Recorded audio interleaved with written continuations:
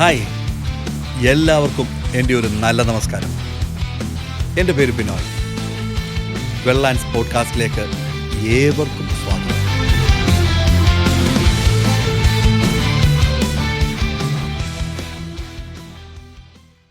ഞാനൊരു കഥ ചൊല്ലട്ടുമ്മ.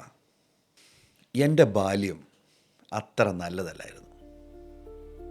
ഒത്തിരി കഷ്ടതയും പ്രയാസത്തിലും കൂടെ കടന്നുപോയൊരു ബാല്യമായിരുന്നു എൻ്റേത്. ഞാൻ ജനിച്ചത് കാശ്മീരിലാണ് കേട്ടോ. എൻ്റെ അമ്മയെ എൻ്റെ 4-ാമത്തെ വയസ്സിൽ എൻ്റെ പിതാവ് വീട്ടിൽ നിന്ന് പുറത്താക്കി. പിന്നെ ഞാൻ എൻ്റെ പിതാവിൻ്റെ കൂടെയാണ് വളർന്നത്. എൻ്റെ പിതാവ് ഒരു ക്രൂരനായിരുന്നു.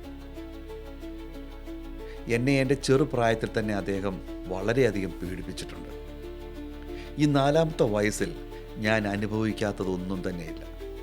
ശേഷം ഈ കാശ്മീരിൽ നിന്ന് ഞങ്ങളെ എൻ്റെ പിതാവ് വെസ്റ്റ് ബംഗാളിലേക്ക് പറിച്ചു നട്ടു. അങ്ങനെ ഞങ്ങൾ വെസ്റ്റ് ബംഗാളിലാണിപ്പോൾ. ഈ വെസ്റ്റ് ബംഗാളിൽ ഞാൻ എൻ്റെ സ്കൂൾ ജീവിതം ആരംഭിച്ചു. ഇതിനിടയിൽ എൻ്റെ പിതാവ് വളരെയധികം എന്നെ ഉപദ്രവിക്കുമായിരുന്നു. കഷ്ടത, പ്രയാസങ്ങൾ. ഓരോ രാത്രിയും ഞാൻ എൻ്റെ അമ്മയെ ഓർത്ത് കരയുമായിരുന്നു. പലപ്പോഴും പട്ടിണി ഉണ്ടായിട്ടുണ്ട്. എൻ്റെ 12-ാമത്തെ വയസ്സിൽ എൻ്റെ പിതാവ് എന്നെ വിവാഹം കഴിപ്പിച്ചു. 14 വയസ്സ് മൂത്ത ഒരു പുരുഷനുമായിട്ടായിരുന്നു എൻ്റെ വിവാഹം. എന്താണ് വിവാഹമെന്ന് എനിക്കറിയില്ല. അദ്ദേഹം എന്നോട് എന്തൊക്കെയാണ് ചെയ്തതെന്ന് എനിക്കറിയില്ല. ഞാനത് ആലോചിച്ച് വന്നപ്പോഴേക്കും 14-ാമത്തെ വയസ്സിൽ എനിക്ക് ആദ്യത്തെ കുഞ്ഞ് പിറന്നു. അത് എൻ്റെ കുഞ്ഞാണോ, എൻ്റെ കൂട്ടുകാരിയാണോ, എൻ്റെ കൂട്ടുകാരനാണോ ഒന്നും എനിക്കറിയില്ല. ഞാൻ ആ കുഞ്ഞിനെ താലോലിച്ച് വളർത്താൻ തുടങ്ങിയ സമയത്ത് എനിക്ക് 2-ാമത്തെ കുഞ്ഞ് പിറന്നു. കഷ്ടതയായിരുന്നു. എൻ്റെ പിതാവ് എന്നെ പീഡിപ്പിച്ചതിനേക്കാളും കഷ്ടമായിട്ട് എൻ്റെ ഭർത്താവ് എന്നെ പീഡിപ്പിക്കാൻ തുടങ്ങി. അവിടെ നിന്ന് എനിക്ക് ഓടണമെന്ന് തോന്നി. എനിക്ക് 25 വയസ്സാണിപ്പോൾ. ഞാൻ എൻ്റെ 3 കുഞ്ഞുങ്ങളെയും ചേർത്ത് പിടിച്ചുകൊണ്ട് ഒരു ദിവസം എൻ്റെ ഭർത്താവിനെ വിട്ട് ഞാൻ ഓടി. നേരെ എത്തിയത് റെയിൽവേ സ്റ്റേഷൻ. കിട്ടിയ ട്രെയിനിൽ ഞാൻ ചാടിക്കയറി. എൻ്റെ 3 കുഞ്ഞുങ്ങളുമായി ഞാൻ ആ ട്രെയിനിലിരുന്നു. ഇനി എന്താകുമെന്ന് എനിക്കറിയില്ല. എങ്ങോട്ടാണ് പോകുന്നതെന്ന് എനിക്കറിയില്ല. ചെന്ന് നിന്നത് ന്യൂഡൽഹി. അവിടെ ഇറങ്ങി. മഹാനഗരത്തിൽ ഞങ്ങൾ എന്തു ചെയ്യും? ഞങ്ങൾ 4 പേർ എന്തു ചെയ്യും? 3 കുഞ്ഞുങ്ങളും ഞാനും. അനേകം ബുദ്ധിമുട്ടുകൾ എനിക്ക് അവിടെ ഉണ്ടായി. അനേകം കാപാലികന്മാർ എന്നെ നോട്ടമിട്ടു.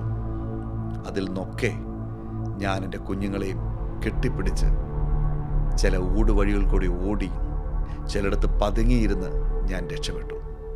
അയൽവക്കത്തുള്ള ചെറിയ ചെറിയ വീടുകളിലൊക്കെ പോയി വീട്ടുവേല ചെയ്ത് ഞാൻ ജീവിച്ചു. എൻ്റെ കുഞ്ഞുങ്ങളുടെ പട്ടിണി മാറ്റണ്ടേ? അവർക്ക് പഠിക്കണമെന്ന് ആഗ്രഹമുണ്ട്. ഞാൻ എൻ്റെ കുഞ്ഞുങ്ങളെ സ്കൂളിലേക്ക് അയച്ചു. വീട്ടുവേലകൾ ചെയ്ത് കിട്ടുന്ന പൈസയും കൊണ്ട് ചെറിയ രീതിയിൽ ഞാൻ അവരുടെ പട്ടിണി മാറ്റി ഞങ്ങൾ മുമ്പോട്ട് പോയി. പക്ഷെ അത് പോരാ എന്ന് എനിക്കറിയാമായിരുന്നു. ആ സമയത്ത് എൻ്റെ അയൽവക്കത്തുള്ള അടുത്തുള്ള വീടുകളിലൊക്കെ പാല് കൊടുക്കുന്ന ഒരു ചേട്ടനെ ഞാൻ പരിചയപ്പെട്ടു. ആ ചേട്ടനോട് ഞാൻ പറഞ്ഞു, ചേട്ടാ, എനിക്കൊരു ജോലി ഏതെങ്കിലും ഒരു വീട്ടിൽ, ചേട്ടൻ പാല് കൊടുക്കുന്ന ഏതെങ്കിലും ഒരു വീട്ടിൽ എനിക്ക് തരപ്പെടുത്തി തന്നാൽ നന്നായിരുന്നു. അദ്ദേഹം തല കുലുക്കി പോയതല്ലാതെ ഒന്നും സംഭവിച്ചില്ല. പക്ഷെ ചില ദിവസങ്ങൾക്ക് ശേഷം അദ്ദേഹം എന്നെ വിളിച്ചിട്ട് പറഞ്ഞു, ഒരു ജോലി ഞാൻ ശരിയാക്കി തരാം, നീ ആ വീട്ടിൽ പോയി ജോലി ചെയ്യുമോ? എവിടെയാണെങ്കിലും ഞാൻ ചെയ്യാം ചേട്ടാ എന്ന് ഞാനും പറഞ്ഞു. അങ്ങനെ അദ്ദേഹം എന്നെയും കൂട്ടിക്കൊണ്ട് പ്രൊഫസർ പ്രബോധ് കുമാറിൻ്റെ വീട്ടിലേക്ക് കൊണ്ടുചെന്നു. പ്രൊഫസർ പ്രബോധ് കുമാർ ഒരു ആന്ത്രോപോളജിസ്റ്റാണ്. മനുഷ്യരാശിയെക്കുറിച്ച് പഠിക്കുന്ന ഒരു മനുഷ്യനാണ്. ബേബി ഹാൽഡർ പിന്നീടും പുസ്തകങ്ങൾ എഴുതി. കൂപ്പിക്കൊണ്ട് പ്രൊഫസർ പ്രബോധ് കുമാറിൻ്റെ മുമ്പിൽ നിന്നു. അദ്ദേഹം ചോദിച്ചു, ഈ പെൺകുട്ടിയാണോ നീ ഈ വീട്ടിലേക്ക് ജോലിക്ക് കൊണ്ടുവന്നിരിക്കുന്നത്? പാൽക്കാരൻ ചേട്ടൻ പറഞ്ഞു, അതെ. ശരി, നിനക്ക് ആഹാരം വെക്കാൻ അറിയാമോ? അറിയാം. നിനക്ക് വീട് ഒക്കെ വൃത്തിയായിട്ട് സൂക്ഷിക്കാൻ നിനക്കറിയാമോ? അറിയാം. ശരി, നീ ഈ വീട്ടിലെ ജോലിക്കാരിയായിട്ട് നിന്നോ എന്ന് പ്രബോധ് കുമാർ എന്നോട് പറഞ്ഞു. എനിക്കത് വളരെ സന്തോഷം തോന്നി. എൻ്റെ പിതാവിനോളം പ്രായം ചെന്ന പ്രബോധ് കുമാർ എന്നെ ആ വീട്ടിലെ ഒരു വേലക്കാരിയായി അംഗീകരിച്ചു. ഞാൻ വേല ചെയ്തു തുടങ്ങി. വീട് മുഴുവൻ വൃത്തിയാക്കുന്നതിൻ്റെ കൂട്ടത്തിൽ ഒരു ദിവസം ഞാനൊരു മുറി തുറന്ന് വൃത്തിയാക്കാൻ തുടങ്ങി. അപ്പോഴാണ് എനിക്ക് മനസ്സിലായത് ലൈബ്രറിയാണെന്നുള്ളത്. അനേകം പുസ്തകങ്ങൾ അവിടെ ഇരിക്കുന്നു. കുറച്ച് പുസ്തകങ്ങൾ മേശയിൽ ചിതറിക്കിടക്കുന്നു. ചിതറിക്കിടന്ന ചില പുസ്തകങ്ങളെടുത്ത് ഞാൻ താളുകൾ മറിച്ചു നോക്കി. പ്രത്യേകിച്ചൊന്നും മനസ്സിലായില്ല. ഹിന്ദിയിലുള്ള റൈറ്റിങ്സാണ്, എഴുത്തുകളാണ്. ഞാൻ കുറേ നേരമൊക്കെ തിരിച്ചു നോക്കി, വായിക്കാൻ ശ്രമിച്ചു നോക്കി. ഒന്നും മനസ്സിലായില്ല. 6ാം ക്ലാസ് വരെ പഠിച്ച എനിക്ക് എന്ത് മനസ്സിലാക്കാം? പക്ഷെ പല ദിവസങ്ങളിൽ ഞാൻ ആ മുറിക്കകത്ത് കയറുമ്പോൾ അവിടുന്ന് ഇറങ്ങി വരുന്ന സമയം അധികമായതുകൊണ്ട് പ്രൊഫസർ പ്രബോധ് കുമാർ എന്നെ വാച്ച് ചെയ്യുന്നുണ്ടായിരുന്നു, എന്നെ നോക്കുന്നുണ്ടായിരുന്നു. അത് ഞാൻ അറിഞ്ഞില്ല. എൻ്റെ യജമാനനായ പ്രബോധ് കുമാർ വന്ന് ചോദിച്ചു ഒരു ദിവസം, നീ ഈ മുറിക്കകത്ത് എന്താണ് അധികം സമയം ചെലവഴിക്കുന്നത്? ശരിക്കും ഞാൻ ഞെട്ടിപ്പോയി. ഞാൻ കരഞ്ഞുപോയി. കൈ കൂപ്പിക്കൊണ്ട് ഞാൻ എൻ്റെ യജമാനോട് പറഞ്ഞു, യജമാനനെ, എന്നെ മടക്കി അയക്കരുത്. ഞാൻ ഇനി ഒരിക്കലും ഈ മുറിക്കകത്ത് കയറത്തില്ല. നിങ്ങളുടെ ബുക്കുകൾ ഞാൻ തൊടത്തില്ല. ദയവ് ചെയ്ത് ഇത് കാരണം എൻ്റെ ജോലി നഷ്ടമാകരുത്. ഞാൻ എൻ്റെ 2 കൈയും കൂപ്പി വിങ്ങിപ്പൊട്ടി ഞാൻ അദ്ദേഹത്തോട് മാപ്പരുന്നു. പെട്ടെന്ന് പ്രൊഫസർ പ്രബോധ് കുമാർ എൻ്റെ കൂപ്പിയ കൈകളിൽ 2 കൈകളെ ചേർത്ത് പിടിച്ചിട്ട് ചോദിച്ചു, ഞാൻ നിന്നോട് പറഞ്ഞോ ഈ മുറിക്കകത്ത് നീ കയറരുതെന്ന്? ഞാൻ നിന്നോട് പറഞ്ഞോ നീ പുസ്തകം വായിക്കരുതെന്ന്? പ്രബോധ് കുമാറിന് അത് പ്രശ്നമല്ലായിരുന്നു. അദ്ദേഹം എന്നെ കൂടുതലായിട്ട് അനുവദിച്ചു.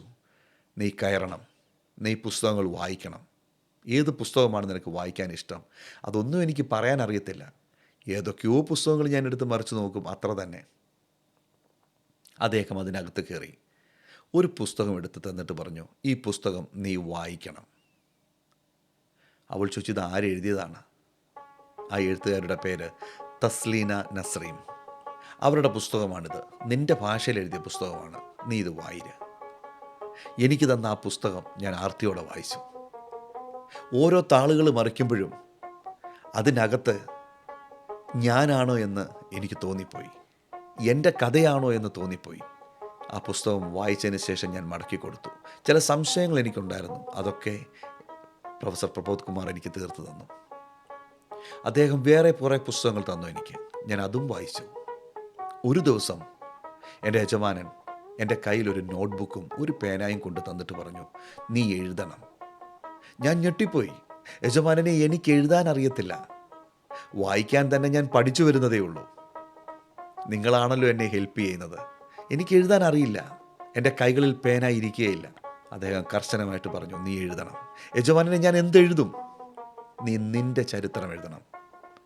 നീ കടന്നുപോയ കനൽപാതകൾ നീ എഴുതണം. അതെന്നെ വളരെയധികം സ്പർശിച്ചു.